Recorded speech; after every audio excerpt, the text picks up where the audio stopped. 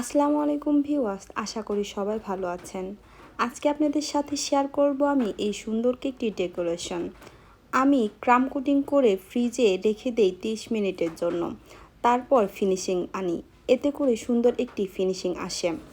যাদের কেকে গুড়ি গুড়ি ভাব আসে আমি তাদের বলবো ক্রাম কোটিং করে 30 মিনিটের জন্য ফ্রিজে রেখে তারপর ফিনিশিং দিলে কখনোই আপনার কেকে গুড়ি গুড়ি ভাব আসবে না। উপরের অংশে একটি নাইফের সাহায্যে এবং সাইডের অংশে আমি স্কাপার টেনে ফিনিশিং আনছি।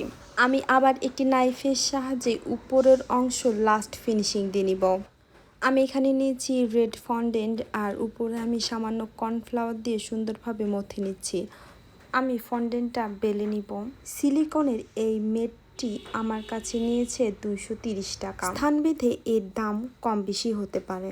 আমি একটি লাভ শেপের কাটার দিয়ে অনেকগুলো লাভ বানিয়ে নিব।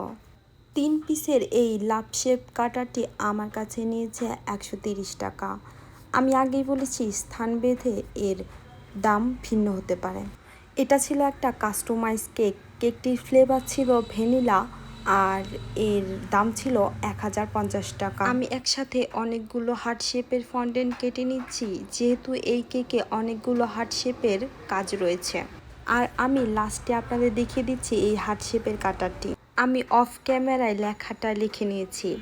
আমি যে আগে থেকেই ফন্ডেন্টগুলো কেটে রেখেছিলাম হার্ট শেপের, সেগুলো এখন একটা একটা করে সুন্দরভাবে বসিয়ে দেব।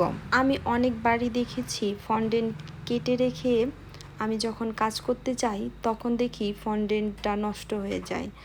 তখন আমি আবার বেলে আবার বানাই, এতে করে আমার অনেক সময় নষ্ট হয়ে যায়। এখন আমি বর্তমানে যে কাজগুলো করছি সেটা হলো বেশি করে বানিয়ে রাখি, যাতে নষ্ট হলেও সমস্যা হয় না আর কি। আপনি যদি এক্সট্রা 2-3টা বানিয়ে রাখেন আর যদি আপনার কোনো ফন্ডেন্ট নষ্ট না হয়, তাহলে আপনি পরবর্তীতে যে ফন্ডেন্ট থেকে নিয়েছেন যে কালারের, সেই কালারের ভেতর রেখে দিলে আর কোনো সমস্যা হবে না। আমি অনেকবার এই কাজটা করেছি, আমার ফন্ডেন্ট একটুও নষ্ট হয়নি। ফন্ডেন্ট অনেক দিন পর্যন্ত ভালো থাকে যদি আপনি সেটা ভালো করে সংরক্ষণ করতে পারেন। আপনি একটা এয়ারটাইট বক্সে ফন্ডেন্ট রেখে দিবেন, তাহলেই আপনার ফন্ডেন্টটা সুন্দর থাকবে।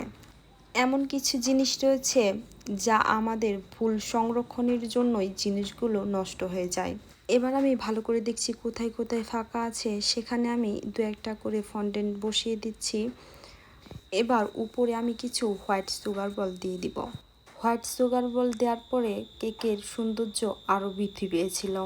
এই সুগার বলগুলো আমার কাছে 50 গ্রাম 120 টাকা। এই পর্যন্তই। ভালো থাকুন, সুস্থ থাকুন আর আমার ভিডিওটি বেশি বেশি শেয়ার করুন যাতে অন্যরা দেখতে পারে।